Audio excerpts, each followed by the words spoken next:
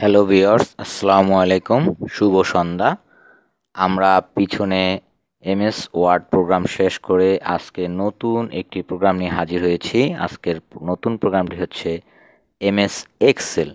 তোমরা যারা MS Excel পারো না, খুব মনোযোগ সহকারে দেখবে প্রোগ্রামটি। আজকের ক্লাসে তোমাদেরকে স্বাগতম জানিয়ে শুরু করছি। আজকের প্রোগ্রামে যা কিছু থাকছে তা হচ্ছে এমএস এক্সেল ফাইল ওপেন করা, এমএস এক্সেল ফাইল সেভ করা এবং কিছু তথ্য যোগ করার নিয়ম। তো আমরা এখানে প্রথমে স্টার্ট বাটনে ক্লিক করব। এরপরে মাউস পয়েন্টার দ্বারা স্ক্রল করে আমরা এক্সেল 2016 এই অপশনটি খুঁজে বের করব। তোমরা দেখতে পাচ্ছ আমি স্ক্রল করতেছি। স্ক্রল করে আমরা চলে আসলাম এক্সেল 2016-তে ক্লিক করলাম। কিছুক্ষণ অপেক্ষা করব। এরপরে আমরা দেখতে পাচ্ছি যে ব্ল্যাঙ্ক ওয়ার্কবুক, এখানে ক্লিক করব। আমরা ক্লিক করলাম। এরপরে আমরা একটি এক্সেল শিট দেখতে পাচ্ছি, এটাকে আমি সেভ করব। এই জন্য ফাইলে ক্লিক, ফাইল থেকে সেভ এবং সেভ এজ দুইটা অপশন রয়েছে, আমরা সেভ এজে ক্লিক করব। এরপরে ব্রাউজ অপশনে ক্লিক করব। আমরা ব্রাউজ অপশনে ক্লিক করলাম। এরপরে আমরা একটি বক্স দেখতে পাচ্ছি, এখানে আমি যেই নামে ফাইলটি সেভ করতে চাই সেই নামটি লিখব। আমি এখানে মামুন লিখতেছি, MAMUN লিখলাম।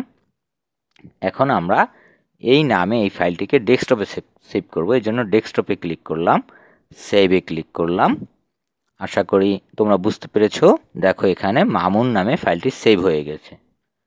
এখন আমরা এই এক্সেল ফাইলটির মধ্যে কিছু তথ্য বা ডাটা এন্ট্রি করব। এখানে হোম মেনুতে অনেকগুলো অপশন দেখতে পাচ্ছ যা তোমরা ওয়ার্ডে শিখেছিলে। তো আমরা এখানে দেখব কিভাবে যোগ বিয়োগ করা যায় বা যোগ করা যায় বিভিন্ন তথ্যের। এখানে ABCD এগুলো হচ্ছে এক একটি কলাম এবং 1 2 3 4 এগুলো হচ্ছে এক একটি রো। তো আমরা এই কলাম এবং রো এর মধ্যে বিভিন্ন তথ্য এন্ট্রি করব। তো এখানে আমি প্রথমে যে সেলটি রয়েছে এখানে মামুন লিখলাম এবং ট্যাব প্রেস করে কিবোর্ড থেকে পরের সেলে রফিক লিখলাম।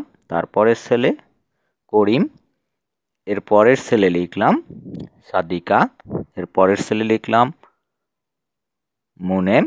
তো আমরা এখানে 5টি তথ্য লিখলাম বা 5 জনের নাম লিখলাম।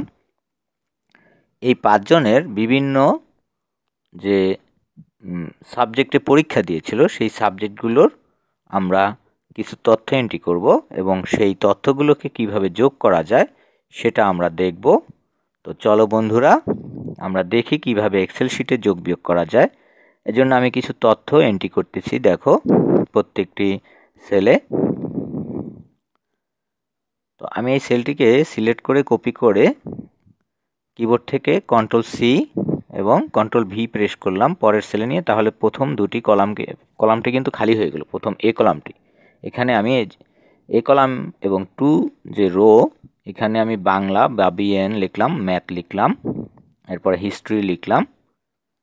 এরপরে আমরা এই 3টা বিষয়ের যে মার্ক এগুলো এন্ট্রি করব। মামুনে ম্যাথের এন্ট্রি করতেছি, দেখো ম্যাথের এন্ট্রি মামুন 56 এবং রফিকের গড়ে, আচ্ছা হিস্ট্রি লিখে নেই, হিস্ট্রি 78, এবার রফিকের ঘরে 88। এভাবে প্রত্যেকের ঘরে কিছু ডাটা বা তথ্য এন্ট্রি করলাম। তোমরা তোমাদের মতো করে এন্ট্রি করে নিবে। আশা করি বুঝতে পারতেছো। এবার আমরা এগুলো যোগফল নামাবো বা সাম। এজন্য সমান চিহ্ন দিলাম। সমান চিহ্ন দেওয়ার পরে আমরা প্রথম যে দেখো B2 যে সেল, ফার্স্ট ব্র্যাকেট দিয়ে B2 সেলে ক্লিক করব। ক্লিক করলাম B2 সেলে, এরপরে ক্লোন চিহ্ন দেব। এরপরে আমরা হিস্টোরি যে B4 এটাকে ক্লিক করলে এবং ফার্স্ট ব্র্যাকেট দিলে দেখো এন্টার চাপ দেওয়ার পরে যোগফলটা অটোমেটিক এসে গেছে। তোমরা এখানে দেখতে পাচ্ছ সূত্রটি সাম B2 ক্লোন B4। এভাবে আমরা এক ক্লিকই আমরা অনেকগুলো তথ্য যোগফল নামাতে পারি। আশা করি তোমরা বুঝতে পেরেছো কিভাবে যোগ করতে হয়। B5 সেলটিকে আমরা কপি করব, কিবোর্ড থেকে CTRL-C এরপরে পরের ঘরে কার্সর রেখে কন্ট্রোল ভি দিলে আমাদের এইভাবে অটোমেটিক যোগগুলো হয়ে যাচ্ছে কিন্তু।